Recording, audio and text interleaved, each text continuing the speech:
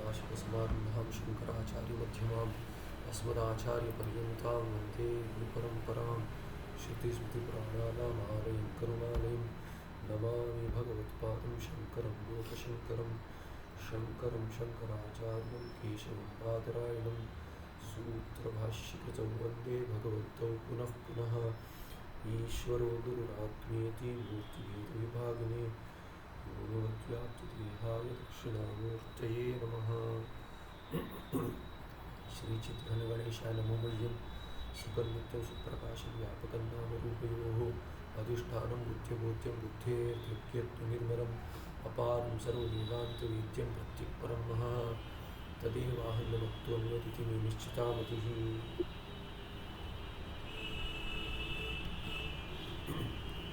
ठीक है, तो कल हमने प्रश्न देखा 160 में उत्तम अधिकारी तत्वदृष्टि सद्गुरु को पूछता है कि मिथ्या जगत आधार अधिष्ठान विषय का प्रश्न। हे स्वामिन, ओ स्वामी क्या कहते हैं, प्रतीयमानस्य अपारस्य मिथ्याभूतस्य अस्य जगत आधारः कः अधिष्ठानं च किम्। इस मिथ्याभूत जगत का जो अपार है, प्रतीति तो आ रही है कि प्रपंच दिख रहा है, आप नहीं कह सकते प्रपंच है नहीं। जो प्रपंच प्रतीत हो रहा है, जो मिथ्याभूत है, चलिए ठीक है मिथ्याभूत है, इसको कोई आधार तो चाहिए, अधिष्ठान तो चाहिए। ऐसा तो नहीं हो सकता कि अधिष्ठान नहीं। जैसे अगर जल दिख रहा है मरुभूमि में, मिराज वाटर, उसके लिए जो जल दिख रहा है उसके लिए आधार और अधिष्ठान तो चाहिए। बिना उसके तो विज्ञान में जो कहते हैं रिफ्रैक्शन हो रहा है प्रकाश का, वो भी नहीं होगा। तो नीचे जो मरुभूमि है, द डेजर्ट सैंड, वही आधार है, उसके ऊपर जल की प्रतीति हो रही है। तो मिथ्या जल की प्रतीति जैसे किसी आधार पर हो रही है, इस मिथ्या जगत की प्रतीति किस आधार पर हो रही है, अधिष्ठान क्या है। तो आधार और अधिष्ठान में कोई भेद है, वो आगे बताएंगे। तो ये प्रश्न हुआ, तो क्या उत्तर देखा हमने, संक्षेप में देखा कि कृपया वद में प्रभु, हे प्रभु कृपा कर कर इसका उत्तर दीजिए करके तत्वदृष्टि इति तत्वदृष्टि उच्यते। और उत्तर देते पूर्व प्रश्न से उत्तरम 161 में और 62 में। 61 में देते हैं उत्तर, मिथ्या जगत आत्मा एव आधारः अधिष्ठानं च। इस मिथ्या जगत का आत्मा ही आधार और अधिष्ठान है। आत्मा कौन, वही जो प्रश्न कर रहा है वही आत्मा है, उसका स्वरूप तो आत्मा है, जीवात्मा। तो जो प्रश्न कर रहा है तत्वदृष्टि, उसको कहते हैं तुम अपने आप को जीवात्मा मानते हो कि नहीं। जीव मानते हो संसारी, पर उसमें आत्मा जो है वो तुम्हारा स्वरूप है और वही इसका आधार है। तो उसका विश्लेषण करते हैं, हे शिष्य तन निज स्वरूप अज्ञानात्, माने क्या, आत्मनः ब्रह्म रूपेण अज्ञानात्। संसारी आत्मा नहीं, पर निज स्वरूप जो है तुम्हारा, जो नित्य, हे शिष्य, यहाँ पे तव होना चाहिए, यानी तव नहीं, ये समास है, त्वत्, त्वत् निज, तो त्वन्निज है, त्वत् समास हो गया। त्वज माने तुम्हारा जो निज स्वरूप है, त्वन्निज स्वरूप अज्ञानात्, वो हेतु बन गया पंचमी। तो तुम्हारे निज स्वरूप के अज्ञान से अपना स्वरूप नहीं जानते हो, क्या है स्वरूप, तो उसी को इधर कौंस में दे दिया ब्रैकेट में, आत्मनः ब्रह्म रूपेण अज्ञानात्। ब्रह्म रूपेण, इसको क्या कहेंगे, इसको शास्त्र में, व्याकरण में तो कठिन है सिद्ध करना, क्योंकि इत्थम भूते तृतीया कहेंगे कि ब्रह्म रूपेण इत्थम भूते कहेंगे, पर जो हमारे व्याकरणाचार्य हैं स्वामी शंकराचार्य जी नहीं मानेंगे। वो कहेंगे कि ये इत्थम भूते कैसे हुआ, क्योंकि इत्थम भूते का कैसे विश्लेषण कैसे होता, कमंडुलना छात्र या साधु, कमंडलुल लेकर जा रहा है तो उसका लिंग है, चिन्ह है कि कमंडलुल लेके जा रहा है, इसीलिए साधु है, या छात्र है, ब्रह्मचारी है। संध्या के लिए कमंडलू में पानी लगता है, इसलिए कमंडलू लेके जाता है, इसलिए ये छात्र है या साधु है। तो कमंडलू ने आपने देख लिया कमंडलू को, तो कमंडलू तृतीया में इत्थम भूते में जाएगा और उसको अर्थ बताएंगे। कमंडलू उपलक्षितः छात्रः या साधु। तो उपलक्षित माने उपलक्षण हो गया कमंडलू। तो कमंडलू उपलक्षण होने के लिए आपको क्या इत्थम भूते तृतीया कैसे चलेगी? एक तो आपको जानना है कि ये कमंडलू पहले पता होना चाहिए। पहला अंक है कि आपको कमंडलू पता होना चाहिए। दूसरा क्या है, माने कमंडलू क्या है इसका ज्ञान होना चाहिए कि कमंडलू कौन ले जाता है। और दूसरा क्या है, कमंडलू ले जाता है इसका संबंध साधुत्व से है या छात्रत्व से, ये संबंध भी पता रहना चाहिए। तो इसमें अगर आत्मना ब्रह्म रूपेण अगर ये इत्थम भूते होगी तो आपको ब्रह्म पता रहना चाहिए। और ब्रह्म रूप से माने क्या, ब्रह्मणा उपलक्षितः आत्मा, ऐसे आपको पता रहना चाहिए। तो अगर जिसको पता है ठीक है, पर यहाँ अज्ञान दिया है, इसीलिए शास्त्र में तो इत्थम भूते करके ही बताएंगे ब्रह्म रूपेण। या तो हम कह सकते हैं क्या कि ब्रह्म रूपेण तृतीया,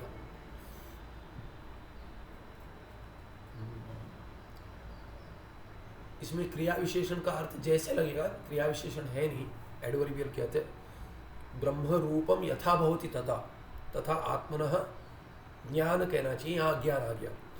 तो ऐसे भी समझ सकते हैं, किंतु इसको शास्त्र में इत्थम भूते ही कहेंगे।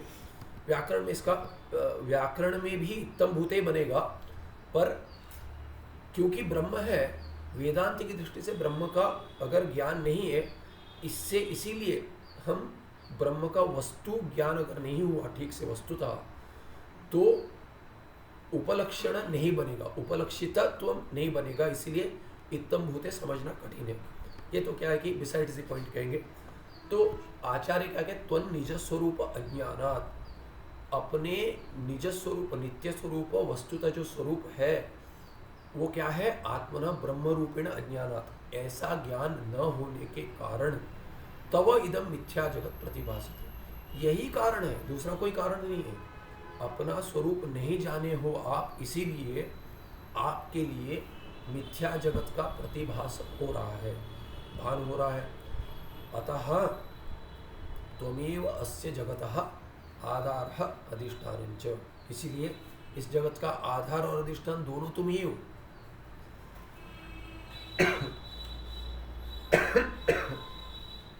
तो तुम ही हो।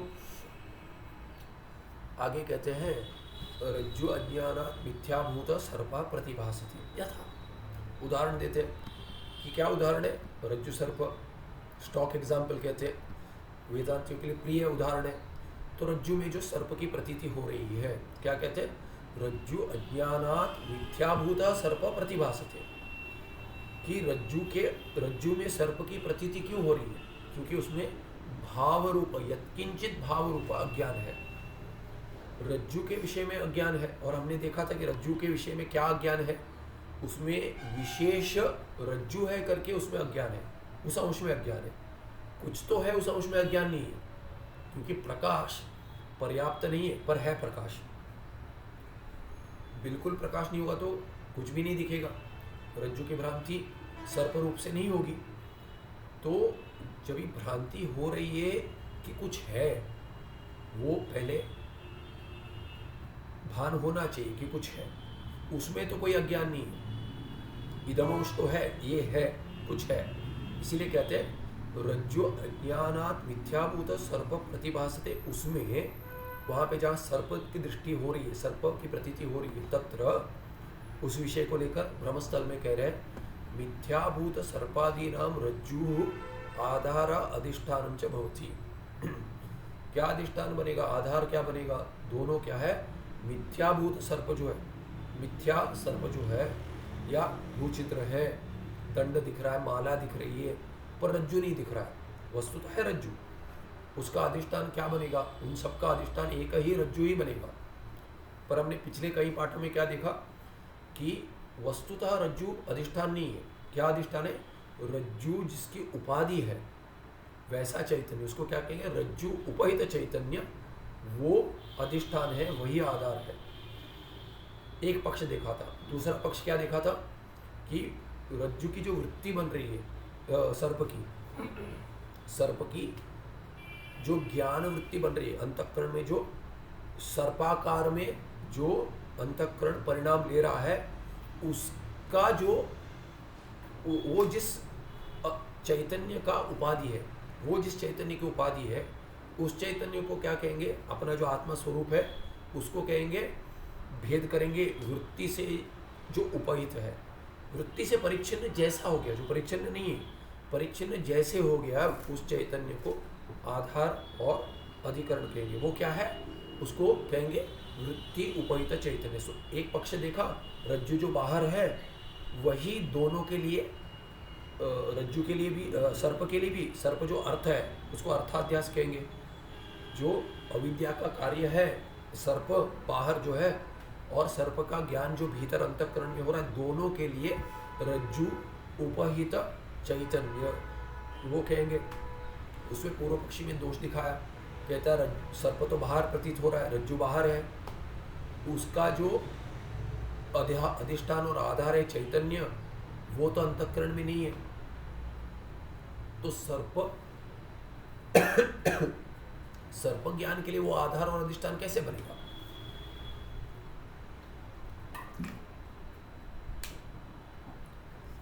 सर्प ज्ञान के लिए तो आधार और अधिष्ठान नहीं बनेगा। इसीलिए सिद्धांत ने दूसरा पक्ष दिया, कहा कि ठीक है, अंतःकरण की वृत्ति बाहर जा रही है, अंतःकरण बाहर जा रहा है, जहाँ रज्जु है वहाँ तक अंतःकरण इंद्रियों द्वारा जा रहा है। ये वेदांत परिभाषा में समझाते हैं कि कैसे रज्जु दिखता है, कैसे सर्प दिखता है। तो रज्जु सर्प स्थल में भी अंतःकरण तो बाहर जाएगा ही जाएगा, इंद्रिया द्वारा, चक्षुर इंद्रिय के द्वारा अंतःकरण बाहर गया, और उसी रज्जु स्थल में सर्प की प्रतीति हो रही है। इसीलिए रज्जु जहाँ है वही अंतःकरण भी है, मेरा अंतःकरण है, माने तत्वदृष्टि जो प्रश्न पूछ रहा है उसका अंतःकरण वहाँ है, उसके अंतःकरण में सर्पाकार वृत्ति बन रही है।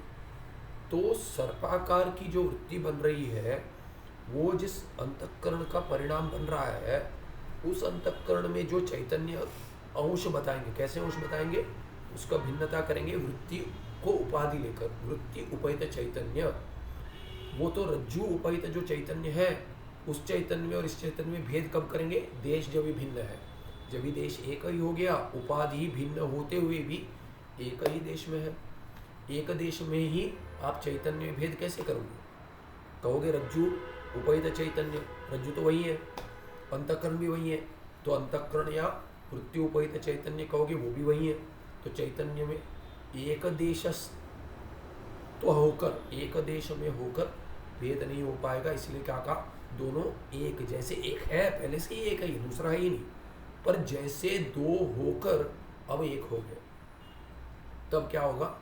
तब अज्ञान का नाश हो गया, और सर्प का, एक तो सर्प की प्रतीति पहले हो रही है, अज्ञान अगर है तब क्या होगा? सर्प के आकार में वही अविद्या, उसी चैतन्य में जो अविद्या है उसका परिणाम, दो परिणाम हो गए। एक हो गया सर्प अर्थ के, सर्प विषय जो सर्प बाहर देश में प्रतीत हो रहा है, और वहीं पे वृत्ति भी बन रही है, सर्प ज्ञान हो रहा है, और वो अंतःकरण वहाँ शरीर छोड़कर तो नहीं गया है, शरीर में भी है, वहाँ पे भी है। जैसे हमने टॉर्च का उदाहरण देखा था, प्रकाश यहाँ से वहाँ तक जब भी जाता है तभी उसी देश में है, ऐसा नहीं कह सकते, यहाँ पर भी है। वैसे अंतःकरण भीतर होते हुए बाहर भी है। इसीलिए क्या है कि बाहर और अंदर, जो बाहर सर्प है और अंदर जो सर्प का ज्ञान है, दोनों के लिए एक ही अधिष्ठान बनेगा। ये इसीलिए क्योंकि और एक जुड़े हैं, इसीलिए थोड़ा पीछे बता दिया। इसीलिए आगे अभी पहले पक्ष में रज्जु उपहित चैतन्य, दूसरे पक्ष में वृत्ति उपहित चैतन्य, आधार और अधिष्ठान दोनों है। वो कह रहे हैं तत्र मिथ्याभूत सर्पादीनां रज्जु आधार अधिष्ठानं च भवति। यद्यपि, अभी क्या करें, मुख्य सिद्धांत जो दूसरा वाला है वही है।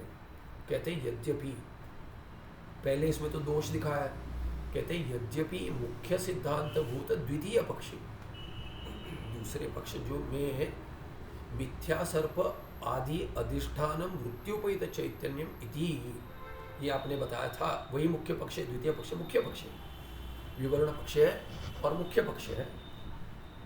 और प्रथम पक्ष क्या है? प्रथम पक्षे रज्जूपहित चैतन्यम इति च उक्तत्वात्। तो पहले पक्ष में रज्जू जिसकी उपाधि है वैसा चैतन्य दोनों सर्प के लिए, सर्प विषय और सर्प विषय ज्ञान के लिए भी, विषय का ज्ञान के लिए, दोनों के लिए एक ही अधिष्ठान और आधार है। और मुख्य सिद्धांत द्वितीय पक्ष है, उसमें वृत्ति उपहित चैतन्य जो है, अंतःकरण में जो वृत्ति बन रही है, उस वो जो उपाधि है जिस चैतन्य के लिए, उसको कहेंगे वृत्ति उपहित चैतन्य। वो आधार और अधिष्ठान दोनों है। किसके लिए? मिथ्या सर्प के लिए, मिथ्या दंड के लिए, मिथ्या माला के लिए, मिथ्या भूछिद्र के लिए, मिथ्या तेल धारा या जलधारा के लिए। ऐसे भिन्न भिन्न प्रतीति होती है रज्जु की, सबके लिए एक ही चैतन्य आधार और अधिष्ठान है। फिर भी क्या कहते हैं? यद्यपि कहा, कहते न कस्मिंचिदपि पक्षे रज्ज्वादि जड़म अधिष्ठान भवति। क्या कहते हैं?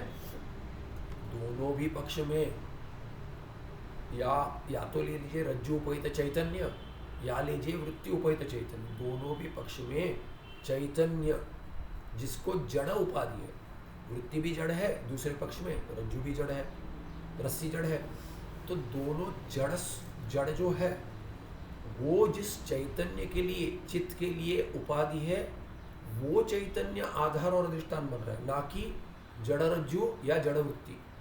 तो कहते हैं कस्मिंचिदपि पक्षे न रज्ज्वादि जड़म अधिष्ठानम न भवति। जड़ तो अधिष्ठान नहीं बने, जड़ के ऊपर जड़ का आरोप नहीं हो सकता, चैतन्य के ऊपर ही होगा आरोप। इसलिए मरुभूमि में भी क्या कहते हैं? मरुभूमि में तो जो आधार और अधिष्ठान है, वस्तुतः जो मरुभूमि है वो नहीं है जल के लिए। मरुभूमि उपहित चैतन्य, चैतन्य ही आधार बनेगा। चैतन्य है कि नहीं वहां पे? चैतन्य तो सर्वव्यापी है। तो सृष्टि दृष्टिवादी वाले कहेंगे कि आपने नहीं देखा, पर ईश्वर की तो सृष्टि है, ईश्वर ने तो देखा है, इसको देखकर ही रचना की है और देख रहा है, सर्वदी साक्षीभूत है ईश्वर। इसलिए ईश्वर चैतन्य तो सब जगह है। दृष्टि सृष्टिवादी कहेंगे कि जो जीव देख रहा है उसका चैतन्य आधार बन रहा है वहां पे, तो मरुभूमि उपहित जीव चैतन्य आधार बन रहा है। और सृष्टि दृष्टिवाद में ईश्वर भी है, जीव भी है। जो जीव देख रहा है उसको भ्रम हो रहा है, जिसको भ्रम हो रहा है उसके लिए भिन्न अधिष्ठान है, जिसको दूसरा भ्रम हो रहा है उसके लिए दूसरा अधिष्ठान है, क्योंकि उसका अंतःकरण भिन्न है, वो भी अधिष्ठान बन रहा है। और जो रज्जु को रज्जु देख रहा है या जलभूमि मरुभूमि को मरुभूमि देख रहा है, जल नहीं देख रहा है, उसका भी अंतःकरण भिन्न होने से उसको यथार्थ ज्ञान हो रहा है, उसके लिए अंतःकरण भिन्न है, आधार और आधेय भिन्न बन जाएगा। तो यही कह रहे हैं कि जड़ तो अधिष्ठान कहीं भी नहीं बनता।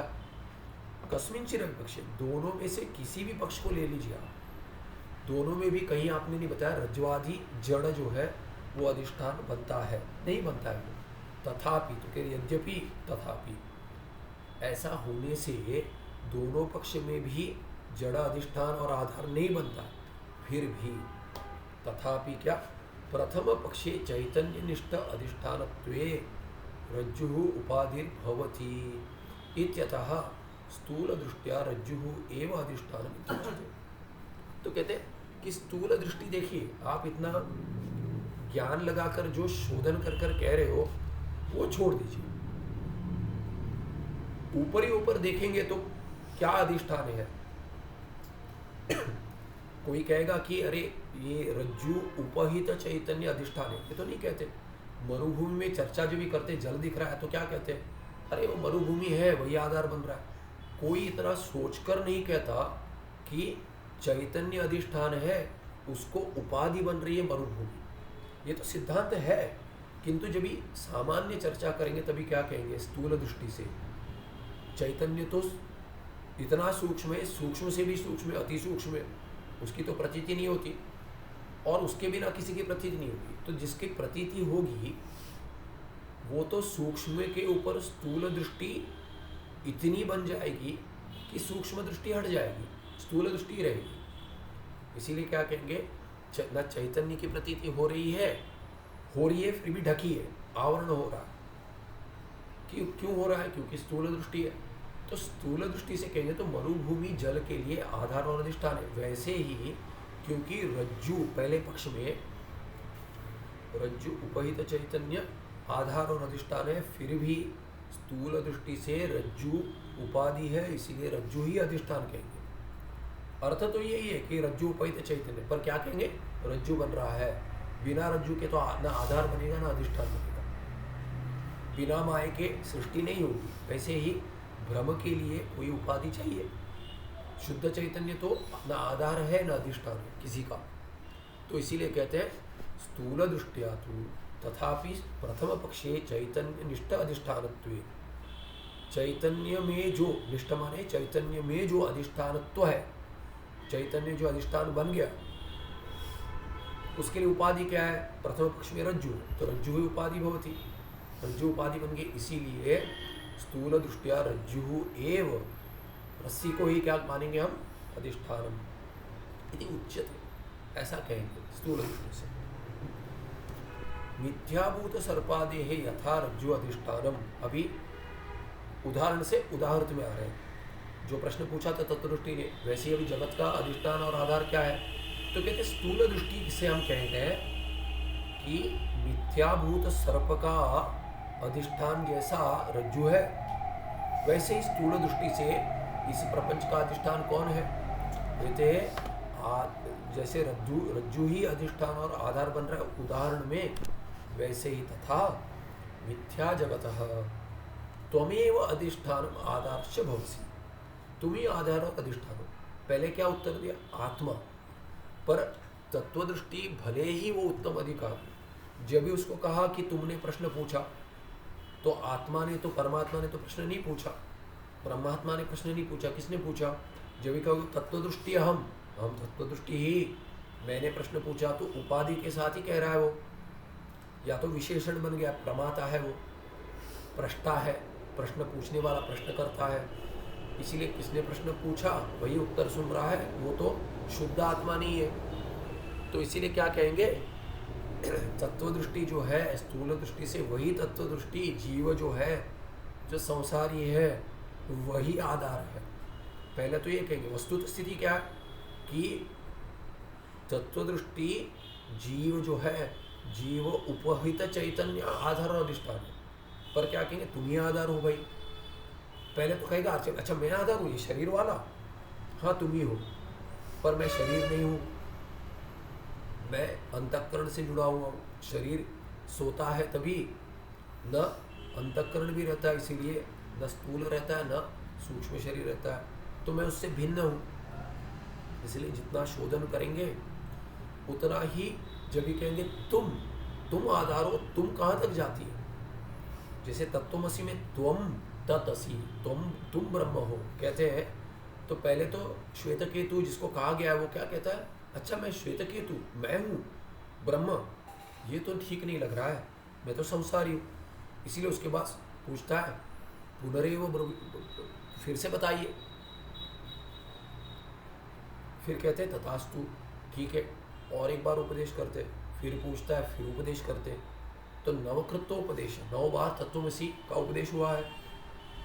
तो वैसे यहाँ पर भी पहले जो भी तुम कह दिया, तो कौन? मैं माने कौन? शरीर वाला, या बिना शरीर का, स्थूल शरीर का, सूक्ष्म शरीर वाला, या तो पंचकोश में कहेंगे प्राण वाला, या मन वाला, या बुद्धि वाला, या आनंदमय कोश वाला जो सुषुप्ति में वो, या कोई और उससे भीतर जो है वो, जिसमें और कोई कोश नहीं रह जाता वो। ऐसे शोधन करेंगे। पर स्थूल दृष्टि से कह दिया कि मिथ्याभूत सर्पादि यथा रज्जु अधिष्ठानम आधारश्च भवति, वैसे ही जैसे रज्जु ही अधिष्ठान कहेंगे सर्प के लिए, वैसे ही तुम ही मिथ्या जगत के अधिष्ठान और आधार हो। ये हो गया 161। अभी 162 में कहते हैं रज्जु जो आधार बन रहा है उसमें 2 अंश है, इदम अंश भी है माने ये, और विशेष अंश है ये रज्जु, जिसे अंग्रेजी में प्रेडिकेशन कहते हैं। ये जो है वही रज्जु है, और ब्रह्मस्थल में ये जो है वही सर्प है। तो ये जो है उसके साथ ये है वस्तु है, वस्तुतः वो है, वसती इति वस्तु जो है उसको वस्तु कहेगी। इदम अंश तो है, ये करके जो अंश है वो है, वस्तुतः है वो, व्यावहारिक सत्ता में तो वो है, और परमार्थ में भी वो सत्य है, सत उसी को है कहेंगे। अस्ति का धातु क्या है? अस्ति, किमपि अस्ति, उसका धातु क्या है? अस, अस का अर्थ क्या है? असह भूई, और भू का अर्थ क्या है? भूसत्तायाम। तो अस धातु भू धातु के अर्थ में, और भू धातु किस अर्थ में? सत्ता के अर्थ में। तो अस्ति माने कुछ है, उसका अर्थ क्या हो गया? इदम उसका अर्थ क्या हो गया? ये है, कुछ है, उसका अर्थ तो सत्ता हो गया कि कुछ है। सत क्या है? स्वरूप है। तो सत्य जो है वो सामान्य अंश है ब्रह्म का। सत्य चित्त आनंद जो है, पहले हमने देखा था, पहले दूसरे अध्याय में देखा था, सत्य जो है इसकी प्रतीति सबको होती है, ये सामान्य है। कोई भी जीव, मनुष्य तो छोड़ दीजिए, कोई भी जीव जो है, कीट हो, प्राणी हो, पक्षी हो, देवता हो, राक्षस हो, मनुष्य हो, पुरुष हो, स्त्री हो, नपुंसकलिंग हो, सबको मैं हूं ये प्रतीति तो है। और आगे हमने देखा था चैतन्य थोड़ा सूक्ष्म अंश है, पर मैं जीवित हूं, हमारे चैतन्य चित स्वरूप हो, इसमें भी संशय कम है। फिर भी सुषुप्ति को लेकर किसी को होता है संशय कि अरे मैं था नहीं, तभी सुषुप्ति में जड़ बन गया था, इसीलिए उसको छोड़ दीजिए। शास्त्र में यहाँ पे क्या कहा है? जो सदअंश है ब्रह्म का, वो तो सबको सामान्य से पता ही है। कोई नहीं कहेगा, कोई कह देगा अरे तुम नहीं हो, अरे तुम कौन हो, तुम है हो नहीं, ऐसे झगड़े में कहता अरे तुम कौन हो, तुमको तो मैं मानता ही नहीं, तुम मेरे लिए हो ही नहीं, कोई कह देता है। बहुत ही प्रिय है उसको भी क्या कह देता, अरे तुम तो मेरे लिए मर चुके है हो ही नहीं, ऐसे कह देता है गुस्से में, माने तुम हो ही नहीं। उसको बहुत बहुत ही बुरा लगता है, क्योंकि सत्ता, उसके सत्ता को मना कर दिया, अस्तित्व को मना कर दिया। पर सत्ता जो है वो तो सामान्य रूप से सब, अरे मैं हूँ, उसको कैसे मना कर सकते हो? मैं तो हूँ। तो जो हूँ अंश है, कुछ है अंश है, उसको क्या कहेंगे? इदम अंश, वो तो है। पर जो रज्जु अंश है, ज्ञान में रज्जु दिखता है, यथार्थ ज्ञान में ये रज्जु है, वो विशेष अंश है। और भ्रम जब भी होता है उसकी प्रतीति नहीं होती, इदम अंश की हो जाती है। पर क्या होता है कि विशेष अंश न होने से वहाँ भ्रांति होकर ये सर्प है, सर्प विशेष अंश में वो इदम अंश गलती से जुड़ जाता है, भ्रम से, भ्रांति से। तो वो बतला रहे हैं यहाँ पे कि आत्मनः सामान्य रूपम आधारः विशेष रूपम अधिष्ठान। तो भ्रमस्थल में क्या होगा? तो कह रहे आत्मा का जो सामान्य रूप है, क्या सामान्य रूप? सत्ता। ये सत्ता जो है, सत तत्व, सच्चितानंद में सत्य जो है, और चितानंद में बहुत सारे भिन्न भिन्न शब्दों से बताएंगे, भिन्न भिन्न शब्दों से बताएंगे। तो कहते हैं जो सत्स्वरूप है वही सामान्य अंश है, वो तो सबको पता है। इसलिए प्रपंच में भी उसकी अनुवृत्ति हो रही है, ये है, घटा अस्ति, पटा अस्ति, घट है, पट है, ये है, वो है। कोई भी नहीं है कहता कि ये नहीं है, वो नहीं है, घट नहीं है, पट नहीं है, ऐसे तो अनुवृत्ति होती ही नहीं। भगवान भाष्यकार बौद्धों का, शून्यवादी का विरोध, माने जो पूर्व पक्ष है उसका निवारण ऐसे ही करते हैं। कहते हैं अगर शून्य से सबकी उत्पत्ति हुई है तो क्या भान होना चाहिए? अरे ये घट जो है वो नहीं है, घट जो है ऐसे होगा ही नहीं, ये घट नहीं है, ये पट नहीं है, ये शरीर नहीं है, ये टेबल नहीं है, ये कुर्सी नहीं है, हवा नहीं है, आकाश नहीं, होता है क्या? नहीं। कहते हैं आकाश है, घट है, पट है, वस्त्र है, मैं हूँ, ऐसे प्रतीति होती है। नहीं है नहीं करके भान नहीं होता। तो कारण अगर शून्य है, नास्ति नास्ति प्रतीति होनी चाहिए, घटा नास्ति पटा नास्ति नहीं होती। कोई भी नहीं कहता ये नहीं है वो नहीं है, सभी कहते ये है वो है। होने के बाद अगर नहीं है तो कहते अरे ये था नहीं है। इसीलिए व्याकरण में भी क्या है? लोप माने क्या? अदर्शनम लोपहा। जो था उसका लोप हो गया, जो नहीं था उसका ना लोप होगा ना कुछ होगा। शून्य जो है उसकी प्रतीति नहीं होगी, कारण सत है इसीलिए ये है, इसीलिए कार्य में अनुवृत्त होता है, सत है। वैसे ही कहते हैं सामान्य रूप अधिष्ठान आधार बनता है और विशेष रूप अधिष्ठान बनता है। तो उदाहरण में कहते हैं अत्र इदम आकूतम, ये समझना चाहिए यहाँ पे, किसमें, जो उदाहरण है उसमें, रज्जो हो स्वरूप द्वयम अस्ति, रज्जु के भी दो स्वरूप कहेंगे, स्वरूप में अंश भेद करेंगे, क्या है, एकम सामान्य रूपम, एक सामान्य रूप है, क्या है वो, इदम अंश है कि कुछ है, और अपरम विशेष रूपम च इति च, दूसरा विशेष रूप है, क्या, ये रज्जु है, ये है और वो रज्जु है। तो प्रेडिकेट जिसको कहेंगे अंग्रेजी में, दिस इज अ रोप, ये दिस इज, ये है, वो क्या है, सत्य। इदम अंश को कहेंगे सामान्य रूप, और इज अ रोप करके प्रेडिकेशन करेंगे, रोप और रोप प्रेडिकेशन हो गया अंग्रेजी में। तो ये जो है तो विधेय कहेंगे, संस्कृत में क्या कहेंगे, उद्देश्य क्या है, इदम अंश उद्देश्य है, और विधेय क्या है, विधेय है रज्जु, रस्सी, तो रस्सी विशेष अंश है।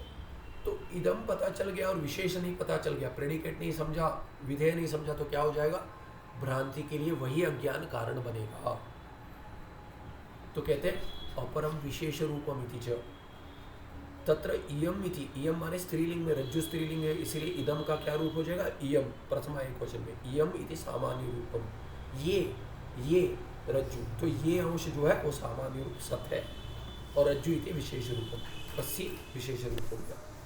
आगे कहते हैं अयम सर्प, किंतु उसका परिवर्तन क्या हो गया, अभी ब्रह्मस्थल में विशेष अंश नहीं पता, इसलिए इदम जो है, जो स्त्रीलिंग में परिवर्तन होकर जिसका इयम रज्जु करके होना चाहिए, तो हम संस्कृत में अभी लिंग जोड़कर कहेंगे रज्जु स्त्रीलिंग होते इयम रज्जु बनता, पर इदम अंश अभी क्या हो गया, वो कहेगा सर्प है, सर्प पुल्लिंग है, तो इदम का रूप अयम हो जाएगा, पुल्लिंग प्रथमा एक वचन में, अयम सर्प, अरे ये तो सर्प है, तो ये अयम में प्रतीत हो, इयम में प्रतीत हो, इदम अंश ही है, माने सदंश ही है।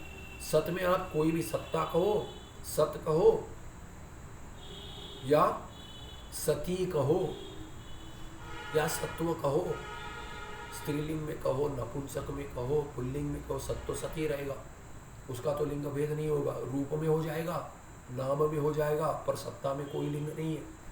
तो कहते कि अयम करके परिवर्तन हो गया शब्द में, अयम, क्योंकि सर्प की प्रतीति हो रही, विशेष अंश कोई और जुड़ गया, बुद्धि में कुछ है, भ्रांति स्थल में कुछ हो रहा है, उसमें हो गया कुछ, तो कहते हैं अयम सर्प इति भ्रांति दशायाम मिथ्याभूत सर्पेण तादात्म्य आपन्नम, तादात्म्य आपन्नम, इसमें बनेगा द्वितीय तत्पुरुष, द्वितीय तत्पुरुष बनेगा, आपन्न है पन्न, तो ये द्वितीय श्रिताथित पतित गतात्यस्त प्राप्तापन्न ही, पन्न ही, आपन्न ही, इसमें द्वितीय बनेगा, तो इसीलिए तादात्म्यम आपन्नम, ऐसे पद इसका व्यस्त पद हो जाएगा, समास विग्रह, कि तादात्म्य जिसने प्राप्त कर लिया, तादात्म्य क्या है, तादात्म्य माने तदात्मना भावा तादात्म्य, शंज प्रत्यय, तदात्मना भाव, तत् क्या है, तत् आत्मा, तदात्मा, तत् माने सह आत्मा, आत्मा का अर्थ है स्वरूपम, सह स्वरूपम यस्य, जिसका स्वरूप वो बन गया, किसका स्वरूप वो बन गया, इदम अंश का स्वरूप सर्प बन गया, स सर्प आत्मा स्वरूपम यस्य कस्य, यस्य इदम अंशस्य, जो ये अंश दिख रहा है सामने, उसका किसके साथ तादात्म्य बन गया, स्वरूप बन गया, स्वरूप जुड़ गया, माने ये वो है, दोनों एक हो गए, उसको तादात्म्य संबंध कहेंगे। तो क्या बन गया, मीमांसक क्या कहता है, तादात्म्य का मीमांसा का लक्षण क्या है, भेद सहिष्णु अभेद, जो भेद को सहन कर लेता पर वस्तुतः है अभेद, वैसा कहेंगे। तार्किक क्या कहेगा, तार्किक का लक्षण भिन्न है, वो कहेगा घट में तादात, घट ही घट के अंदर होता है, घट के अंदर घट रहता है, घट के अंदर घट कैसे रहता है, तादात्म्य संबंध से, घट के अंदर भी घट है, कहते हैं तादात्म्य संबंध से। तो ये तादात्म्य संबंध क्या है, एक बन जाना, जैसे कि एक बन जाना, वेदांती कहेगा जैसे कि एक बन, एका इव जैसे कि बन गया, तो उसमें भिन्नता नहीं कर सकते, जुड़ गया, दोनों में भेद नहीं कर सकते। क्षमा कीजिए।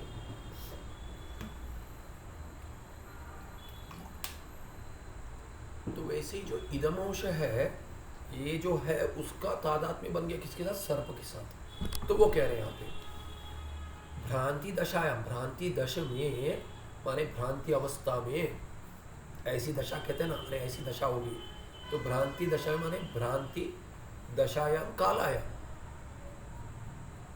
भ्रांति अवस्था में क्या हो गया? तो काल वेलायाम काले, काल सप्तमी, अधिकरण सप्तमी ले सकते, काल अधिकरण, ऐसे काल में, या देश भी ले सकते, देश काल अधिकरण सप्तमी। तभी क्या होता है? वस्तुतः अवस्था, भ्रमज अवस्था होगी, तभी क्या होता है? मिथ्याभूत सर्पेण तादात्म्यम आपन्नम, तादात्म्यापन्नम सत भासमानमय। सत माने क्या? यहाँ पे मिथ्याभूत सर्पेण तादात्म्यापन्नम सत माने अभी जोड़ रहे हैं, कहते हैं कि मिथ्याभूत सर्प के साथ इदम अंश का जो है वो तादात्म्य आपन्न जो है, माने जिसको तादात्म्य प्राप्त है, जो एक हो गया, होता हुआ। सत माने होता हुआ, क्या होता हुआ?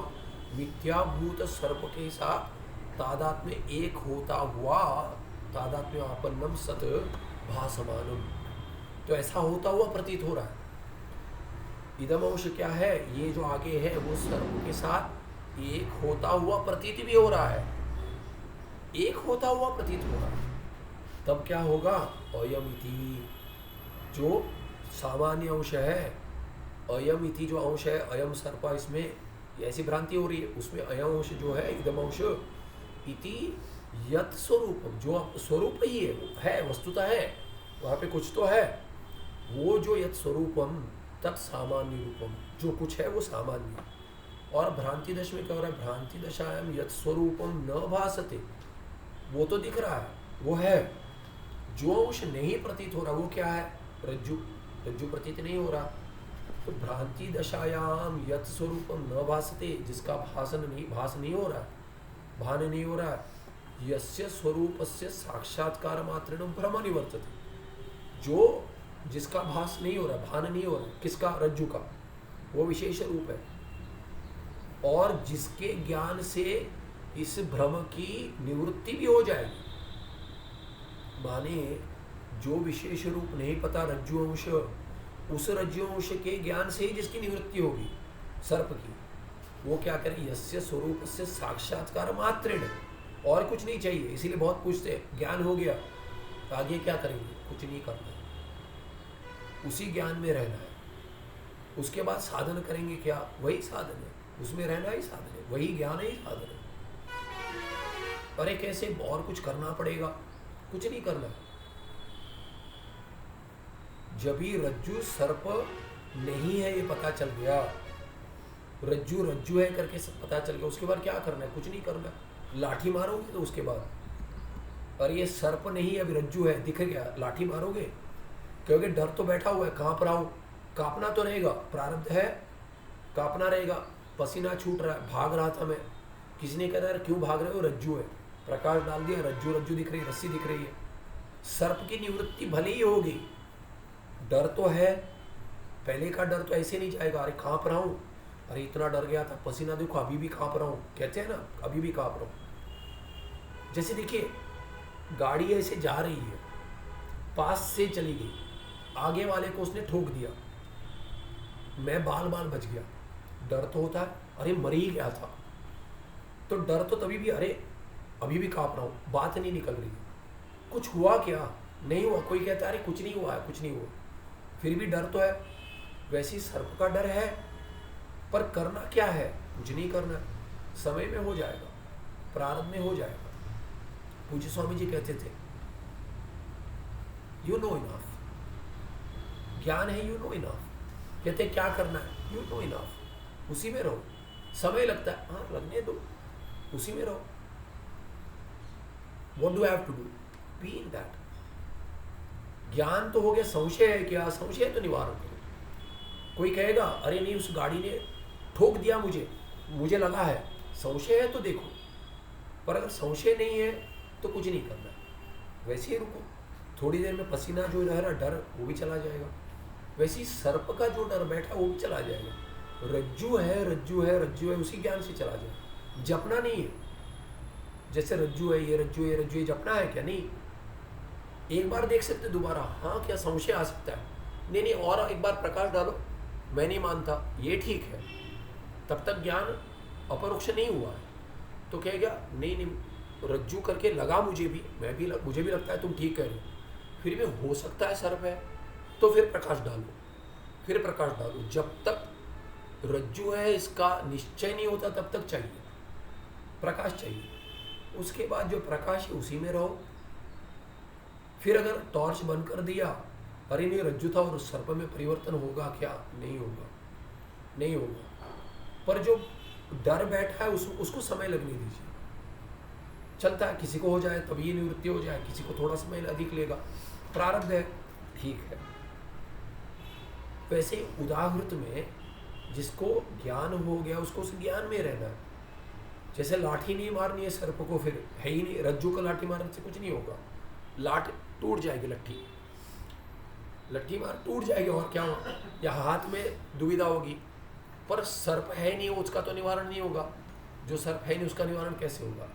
तो इसीलिए कह रहे हैं यस्य स्वरूपस्य साक्षात्कार मात्रेण, केवल जिसका विशेष रूप है उसके साक्षात्कार से भ्रम की निवृत्ति हो जाएगी।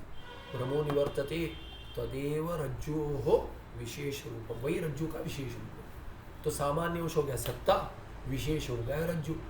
तो रज्जु का अगर सामान्य अंश पता चल गया और विशेष अंश, तो कहोगे इयम रज्जु। अगर विशेष अंश नहीं पता तो हो सकता है भ्रम हो जाए, रज्जु की जगह सर्प दिख जाए, माला दिख जाए, भूचित्र दिख जाए, दंड दिख जाए, कुछ भी दिख जाए, तो वो विशेष अंश में भ्रांति होगी, सामान्य अंश में भ्रांति नहीं होगी। उदाहरण में सत्ता में कभी मैं नहीं हूं करके कोई किसी को अनुभव है ही नहीं, ऐसा कोई नहीं कहता मैं नहीं हूं। हाँ मैं कोमा में था करके कोई कहेगा, पर था, मैं था, तभी भी मैं था, माने सत्ता में भ्रांति नहीं है। मैं सोया था, होश नहीं था कह देगा, पर मैं था, होश नहीं था पर तुम थे क्या? हाँ मैं था पर होश में नहीं था। तो चैतन्य में भ्रांति हो सकती है क्वचित, आनंद में तो बहुत भ्रांति है। आनंद अंश तो कूट कूट कर अज्ञान भरा हुआ है। अरे तुम सुख स्वरूप हो, कोई कहेगा इतना दुख भरा, मेरा दुख तुम क्या जानो, आपके तो मजे है भाई, रोज भंडारा खा रहे हो, आपके तो मजे हैं। तो कहेंगे आपको के दुख क्या पता मेरा, अरे उसको भी दुख है, पर उसको अपना स्वरूप पता चल गया, वो तो आता जाता सुख और भंडारा का सुख है, और एक दिन खाना नहीं मिला उसका दुख है, तो वो सब आगंतुक सुख दुख है, और उसको स्वरूप सुख पता है। पर जिसको नहीं पता, समाधि में भी सुख मिलता है फिर भी दुख हो जाता है बाहर आकर, वो कहेगा आनंद स्वरूप मैं नहीं मानता, चैतन्य चलो मान लेते हैं, चित्त मान लेते हैं, आनंद नहीं, उसको विशेष कहेंगे। तो आगे कहते हैं एवं एवं, वैसे ही आत्मना भी एक सामान्य एकम होना चाहिए। यहाँ पे अनुस्वार हट गया है, माने कॉपी है, कॉपी स्कैनिंग इससे शोधन करने में पीडीएफ में करते करते हो गया लग रहा है, एकम होना चाहिए नपुंसक में। एवं एवं आत्मना अपि एकम सामान्य रूपम अपरम विशेष रूपम इति रूपद्वयम अस्ति। दो रूप है, आत्मा के भी दो अंश है। जैसे कि क्या अंश है? सामान्य रूप अंश है, विशेष रूप है। सामान्य क्या है? सत। विशेष क्या है? वो बतला रहे, तत्र सदरूपम सामान्य रूपम, सत्ता जो है सच्चित आनंद आत्मा, सत्यम ज्ञानम अनंतम आत्मा। तो सदरूप जो है वो सामान्य रूप है, सबको प्रतीत है, सबको उसमें ज्ञान है, अज्ञान है ही नहीं उस विषय में। सत्ता में अज्ञान है ही नहीं, किसी को भी नहीं है, किसी जीव को नहीं है, ना ही मनुष्य को है, ना ही कीट को है। कीट भी जानता है मैं हूँ, हाँ उसको मैं जानता हूँ करके जानता हूँ ये नहीं पता। प्राणी को कि मैं सत हूँ ये इसका ज्ञान मुझे है, उसका ज्ञान नहीं है।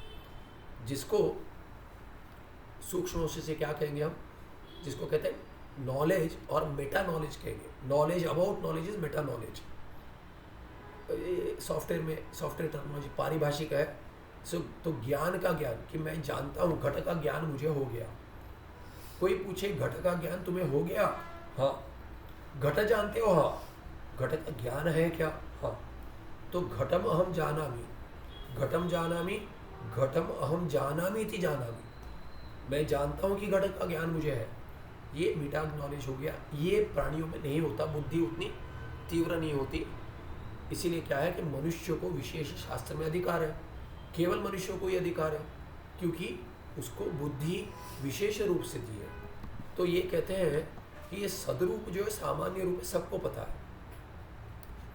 असंगत्व, कूटस्थत्व, नित्यत्व, शुद्धत्व, मुक्तत्व आदि विशेष रूपम। विशेष अंश क्या है? असंगत्व, कि शरीर से मैं जुड़ा नहीं हूँ, शरीर तो बहुत दूर। कोई कहता मेरा पुत्र, मेरा मित्र, मेरी माता, ये सब है। कोई कहता है घर छोड़ दो, साधु भी अगर बनना चाह रहे घर छोड़ दो। माता पिता को छोड़ दूँ, मेरे पुत्र को छोड़ दूँ, मेरी पत्नी को छोड़ दूँ, मेरे पति को छोड़ दूँ, कैसे छोड़ दूँ? उससे भी बहुदूरम, ये भी बहुदूरम होता है कोई। अरे इसका त्याग कर दो, घर छोड़ दो, मेरा घर, अरे इतने मेहनत से बनाया मेरा घर नहीं। बचपन से सपना था अपना घर हो, अपनी गाड़ी हो। ये जो है मित्र जो है अभी द्वेषी है, इससे भी बड़ा घर बनाऊंगा, उसको छोड़ दूँ? नहीं छोड़ सकता। तो ममत्व जहाँ है, ममत्व का त्याग करो। पहले कहेंगे ममत्व त्याग करो, उसमें भी क्या है, दूर जो है उसका त्याग करो, जो पसंद नहीं उसका तो त्याग करो। तो कहते काशी जाने पे कुछ छोड़ना पड़ता है, एक फल छोड़ दो, एक सब्जी छोड़ दो। ऐसे ही कहते मीठा छोड़ दो। मीठे में क्या छोड़ोगे?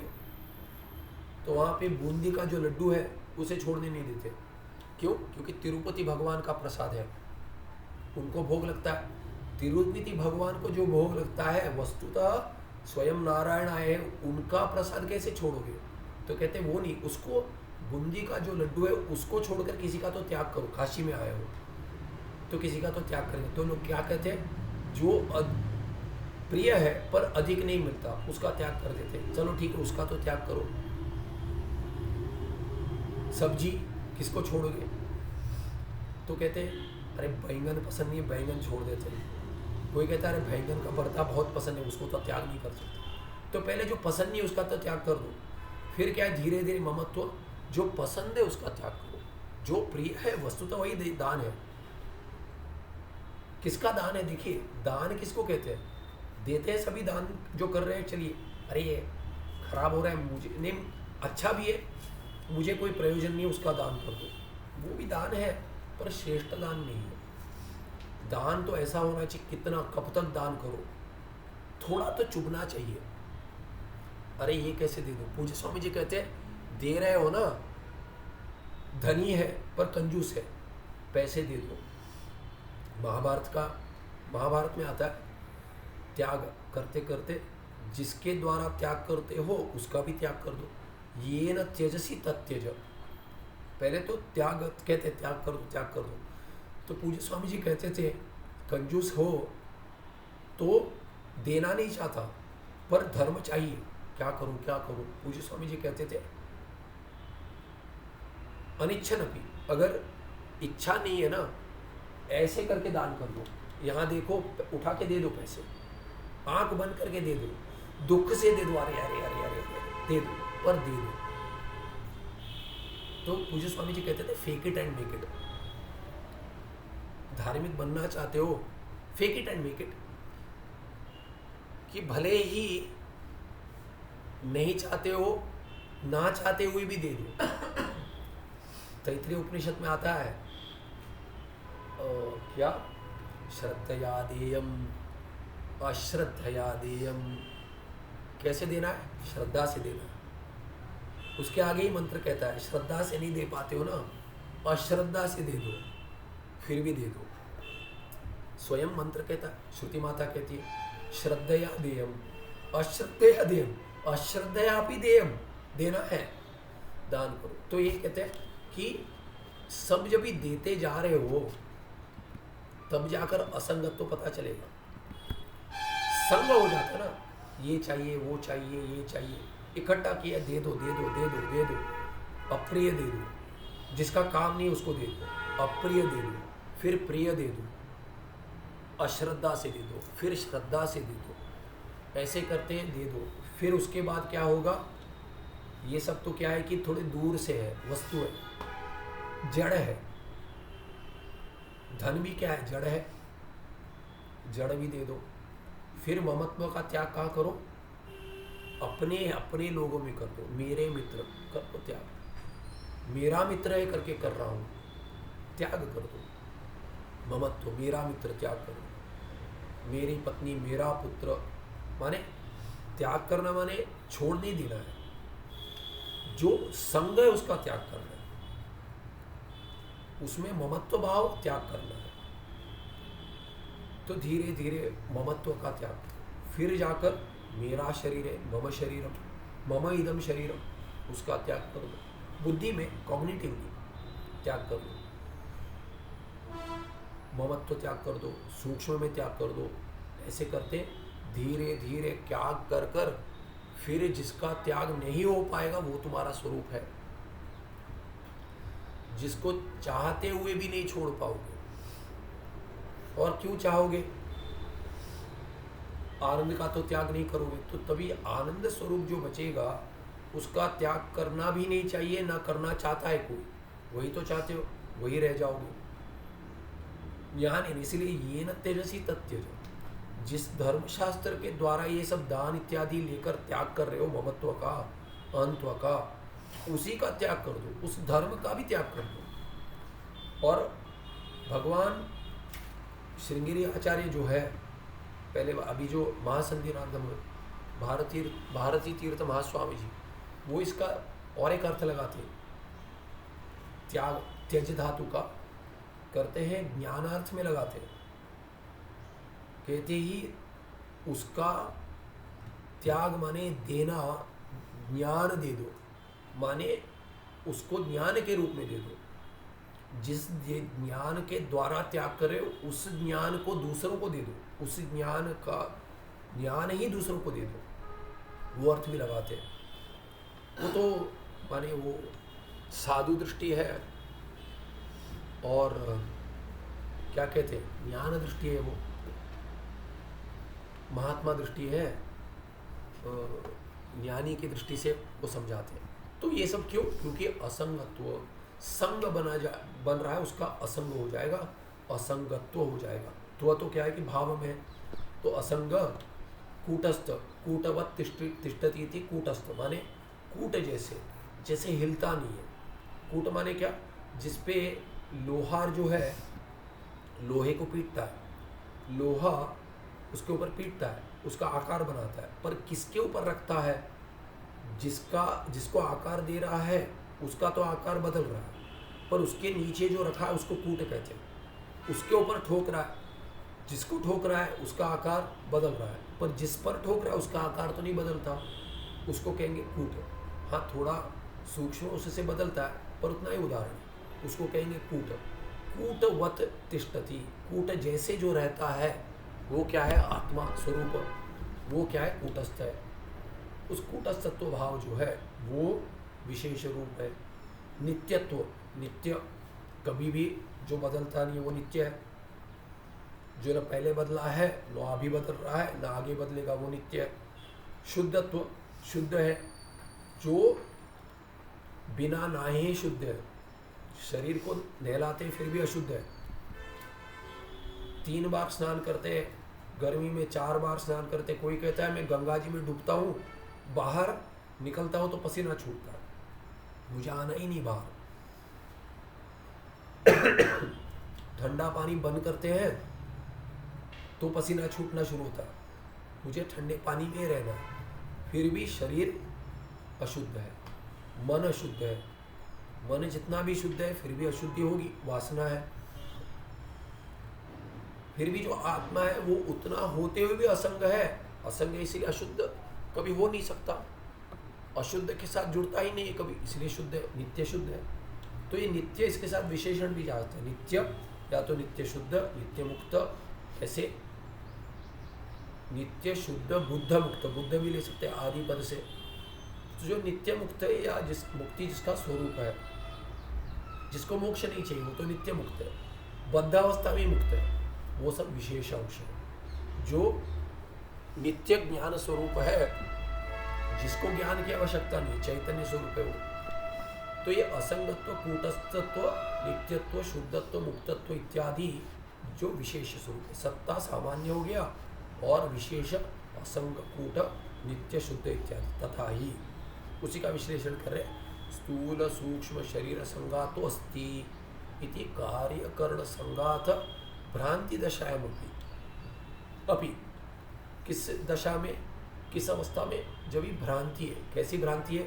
कार्यकरण संगात भ्रांति, तादात्म्य संबंध हो गया। कार्य क्या है? शरीर। कर्ण क्या है? सूक्ष्म शरीर।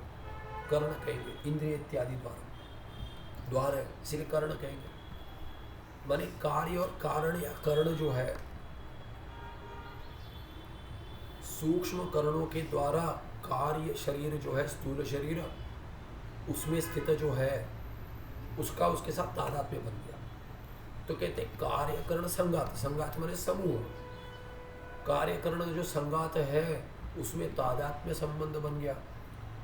इसलिए भ्रांति है कि मैं ये हूँ, ये शरीर हूँ, पुरुष हूँ, स्त्री हूँ, इंजीनियर हूँ, कार्यकर्ता हूँ इत्यादि जो है, बालक हूँ, पिता हूँ, माता हूँ, ये सब कार्यकरण संगात। उसकी भ्रांति दशा में भी के साथ जो संगात के साथ भ्रांति होगी, उस दशा में भी क्या है? स्थूल सूक्ष्म शरीर संगातो अस्ति। ये स्थूल शरीर है क्या? हाँ है। सूक्ष्म शरीर है? हाँ। सब जुड़ा हुआ है क्या? हाँ।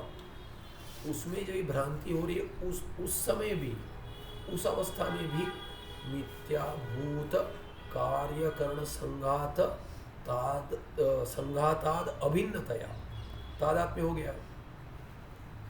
जो मिथ्या है वैसे कार्यकरण संघात के साथ अभिन्नतया सद्रूपम प्रकाशते। वही सतरूप कार्यकरण प्रसंगात रूप में भी अस्ति अस्ति अस्ति। ये शरीर है, मन है, इंद्रिय है, प्राण है, सुषुप्ति में आनंद है, ये सब अस्ति अस्ति जो भान हो रहा है वही सद्रूप है, वही सामान्य रूप है। और उसके साथ अभिन्न जैसे बन गया, अभिन्नतया प्रकाशते। अभिन्न है नहीं, जैसे अभिन्न हो गया। क्यों अभिन्न? क्योंकि शरीर जो जड़ है उसमें सत्ता जुड़ गई है। शरीर है करके कह रहे हैं, इसीलिए तादात्म्य बन गया है सत्ता के साथ, इसीलिए अभिन्नतया भासते, प्रकाशते।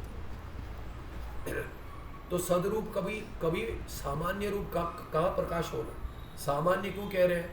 भ्रांति दशा में भी है, मुक्त दशा में भी है। जब भी ज्ञान हो गया तब तो सदरूप है ही, पर भ्रांति दशा में भी है। किस रूप में है? प्रकाश हो रहा है। शरीरम अस्ति, ये स्थूल शरीर है, हाथ है, पैर है, बुद्धि है, सूक्ष्म शरीर, अंतःकरण है। मैं बुद्धिमान हूँ, मैं बुद्धू हूँ, दोनों की बुद्धि नहीं है, ऐसे भी कह रहे हैं। तो बुद्धि तो है पर मुझ में नहीं है। बुद्धि है पर उतनी नहीं है। बुद्धि नहीं माने उतनी नहीं है। मंद हूँ, मंदो माने बुद्धि है पर उतनी नहीं है। पर सत बुद्धि है, ये क्या? सदंश है, इसलिए सामान्य रूप कह दिया उसको। सदरूपम प्रकाशते, अतएव सदरूपम आत्मना सामान्य रूपम इति उच्यते। इसीलिए कहते हैं वो सामान्य, क्योंकि भ्रांति में भी सत्व प्रकाशित हो रहा है, भान हो रहा है सत्ता का। कार्यकरण संघात ब्रह्म समय आत्मना असंगत्व, कूटस्थत्व, नित्यत्व, शुद्धत्व, मुक्तत्व आदि स्वरूप न प्रतिभाति। पर विशेष रूप क्यों कह रहे हैं? किसको? असंगत्व, कूटस्थ, कूटस्थत्व, नित्यत्व, शुद्धत्व, मुक्तत्व, जिसका अर्थ हमने देखा, उसको विशेष क्यों कह रहे हैं? क्योंकि भ्रांति समय उसका आत्मा का जो स्वरूप है उसका प्रकाश नहीं हो रहा, भान नहीं हो रहा कि मैं असंग हूँ, ये तो नहीं मानता कोई, मैं तो शरीर से जुड़ा हुआ हूँ। इसलिए भ्रांति में उसका भान नहीं होता। कूटस्थ हूँ करके कोई नहीं मानता, मुझ में परिवर्तन हो रहा है। बाल्यावस्था में क्या क्या था वो छोड़िए, कल तो बाल नहीं कटवाए थे, दाढ़ी थी, कल कटवा दिए। तो कोई कह रहा था कि आप कोई अलग दिख रहे हो, भिन्न दिख रहे हो, कह रहे थे आप। तो परिवर्तन हो गया, शरीर में परिवर्तन हुआ है, दूसरे के दृष्टि में भी परिवर्तन है, मैं भी मानता हूँ। अगर दर्पण देख लिया तो कहूँगा अरे कल कुछ और ही था। क्या क्या कहते पुराने, अगर हम चित्र देखते हैं, फोटो देखते हैं, तो क्या कहते, अरे देखो कैसे था मैं, मेरे घने बाल थे, काले घने बाल थे, अभी ना बाल रहे और जो बचे वो सफेद हो गए।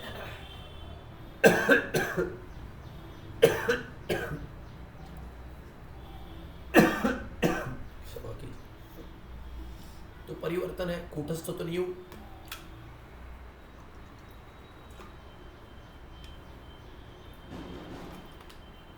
कूटस्थ नहीं मानते हो तो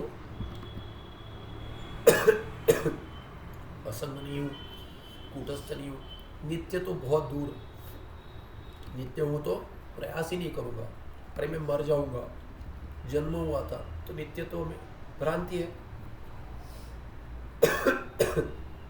शुद्धत्व तो अगर मानता तो चित्त शुद्धि के लिए इतना प्रयास नहीं करता, ना ही शरीर शुद्धि के लिए प्रयास करता। शरीर शुद्धि के लिए प्रयास करे पर कहता है क्या, अरे नहा लिया शुद्ध हो गया। गंगा नहा लिए कहते हैं, गंगा जी में डुबकी लगा दी, शुद्ध हो गया। अरे कौन शुद्ध होगा भाई, शरीर शुद्ध होगा, मन शुद्ध होगा, पाप शुद्ध होंगे, जिसको पाप था वो शुद्ध होगा, आत्मा तो नित्य शुद्ध है। तो गंगा जी में डुबकी उसको नहीं चाहिए, जिसको चाहिए वो शुद्ध होगा, वो अपने आप को शुद्ध नहीं मानता। तो इसीलिए शुद्धत्व में भ्रांति है, मुक्तत्व में भ्रांति है। मुक्ति तो चाहिए मुझे, तो मैं मुक्त नहीं मानता अपने को नित्य मुक्त।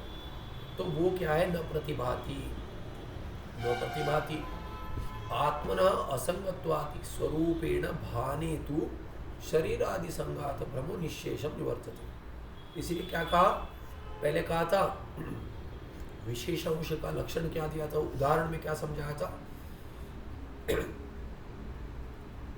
कहा था कि यत् स्वरूपम न भासते भ्रांति दशाया, भ्रांति अवस्था में जिसका स्वरूप का भान नहीं, जिसके स्वरूप का भान नहीं होता।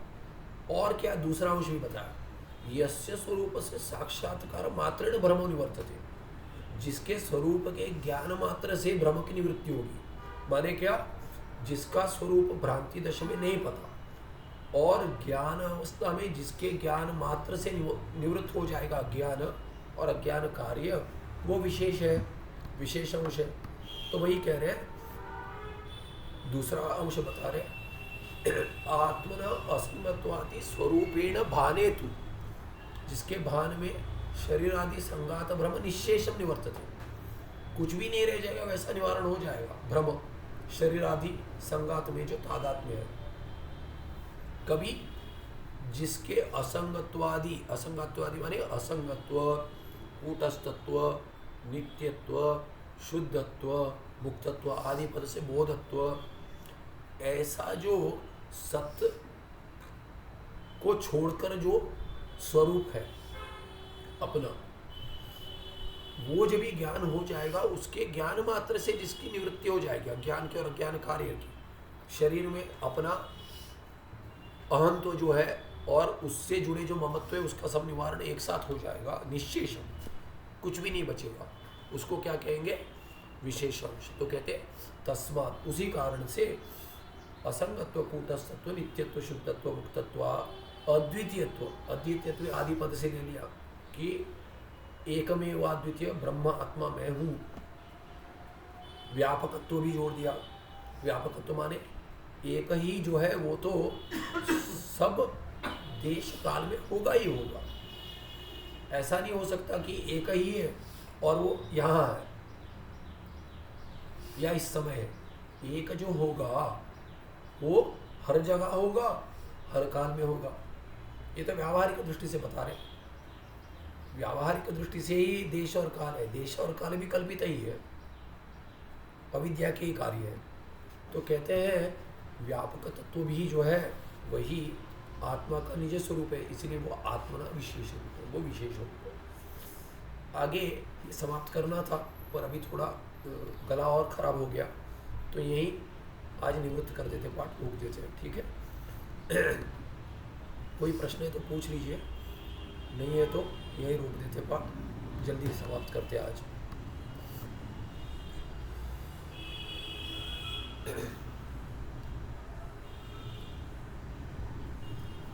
ठीक है, यहाँ समाप्त करते। कोई प्रश्न पूछ रहा है क्या? राजू कोई प्रश्न था?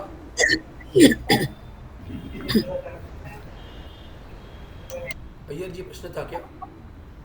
नहीं पूछ रहा, आप थोड़ा, आप गले का थोड़ा रस दीजिए। हाँ ठीक है, तो ठीक। इसका रिकॉर्डिंग है क्या? किसका? ये कल का और आज का रिकॉर्डिंग हो रही है क्या? नहीं आया अभी। अच्छा, मैं मिला नहीं मुझे। यूट्यूब पे देख लीजिए, रिकॉर्डिंग कल मैंने डाला था, पाठ के बाद डाला था, थोड़ा अधिक समय लगता है क्योंकि मोबाइल बैंडविड्थ है, पर हो जाता है, तो होने के बाद ही बंद किया था। अभी भी मैं उसके बाद तुरंत अपलोड कर दूंगा। सुखम नित्यम सुप्रकाशम व्यापकं नाम रूपे अधिष्ठानं बुद्ध्य बोध्यं बुद्धेर्दृक्यत्व निर्मलपारं सर्वेदांत वेद्यं प्रत्यक् परमः तदेवान्नमत्वन्यमिति मे निश्चितामतिः। ओम शांति। नमस्ते।